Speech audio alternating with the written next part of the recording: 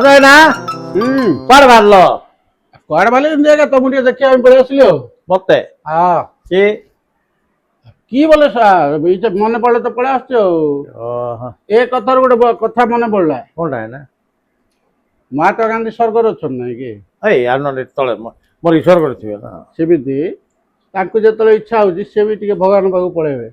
ସବୁ ଭଲ ମନ୍ଦ ଦୁଃଖ ସୁଖ ଟିକେ ବୁଝିବା। ଉପରେ କଣ୍ଟାକ୍ଟ ଅଛି। ହଁ ସେଠୁ ଗୋଟେ ଦିନ ମନେ ପଡିଲା ତାଙ୍କୁ, ଆରେ ତିନିଟା ମାଙ୍କଡ ମୁଁ ଛାଡିକି ଆସିଥିଲି, ସେମାନଙ୍କର କଣ ହଁ ମହାତ୍ମା ତିନିଟା ମାଙ୍କଡ ଛାଡିକି ଯାଇଥିଲେ କଣ ତାଙ୍କର ପରିସ୍ଥିତି ମନେ ପଡିଲା। ସେ ଗଲେ ଭଗବାନ ପାଖକୁ, ପଚାରିଲେ କୁଆଡେ ଆସିଲ? ନାଇଁ ଆଜ୍ଞା ଆଉ ମୁଁ ତ ବହୁତ ଦିନ ହେଲା ପଳେଇ ଆସିଛି, ମୁଁ ତ ମରିଗଲି ତରିଗଲି। ହେଲେ ମାଙ୍କଡ ଦିଟା କଥା ମୋର ମନେ ପଡିଲା ତ, ଆଉ ସେମାନେ ଆଜିକାଲି କଣ କରୁଛନ୍ତି ଆଜ୍ଞା ବୋଲି ପଚାରିଲେ ଭଗବାନଙ୍କୁ। ଭଗବାନଙ୍କୁ ମହାତ୍ମା ଗାନ୍ଧୀ ପଚାରିଲେ। ମୁଁ ତ ସ୍ୱର୍ଗରେ ଅଛି, ତାଙ୍କ ନରକରେ କିସ୍ କରୁଛନ୍ତି ତିନିଟା ମାଙ୍କଡ ମୋର।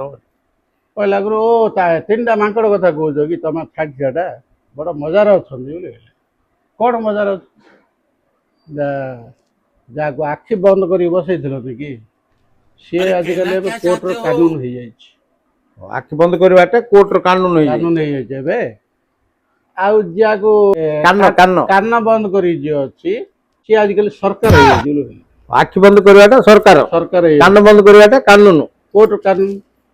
ଆଉ ତୁଣ୍ଡ ବନ୍ଦ କରିବାଟା ଶୁଣ ମଜା କଥା, ତୁଣ୍ଡ ବନ୍ଦ କରିବାଟା କଣ ହେଇଛି ବୋଲିବାକୁ, ସେ ବୋଲେ ସ୍ୱାମୀ ହେଇଯାଇଛି ଆଜିକାଲି, ମାନେ ସ୍ତ୍ରୀର ସ୍ୱାମୀ।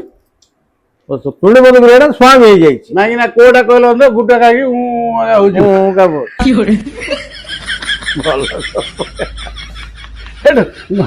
କହିଲେ କେତେ କଥା ହେଲା।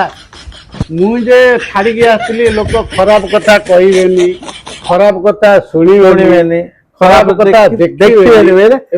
ତିନି ଜଣ ଯାକେ ଏଇଟା ନାଟକ କରିକି